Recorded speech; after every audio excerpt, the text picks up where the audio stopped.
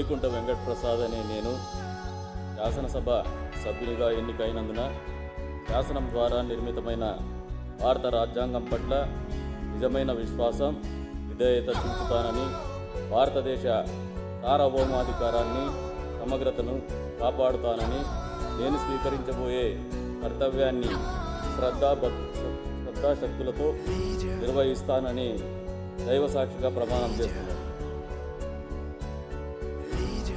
ఆంధ్రప్రదేశ్ శాసనసభ సభ్యుడినైన కందికుంట వెంకటప్రసాద్ అనే నేను సభ నియమాలకు కట్టుబడి ఉంటానని, వాటిని అనుసరిస్తానని, సభ మర్యాదలను పాటిస్తానని, సాంప్రదాయాలను గౌరవిస్తానని దైవసాక్షిగా ప్రమాణం చేస్తున్నాను.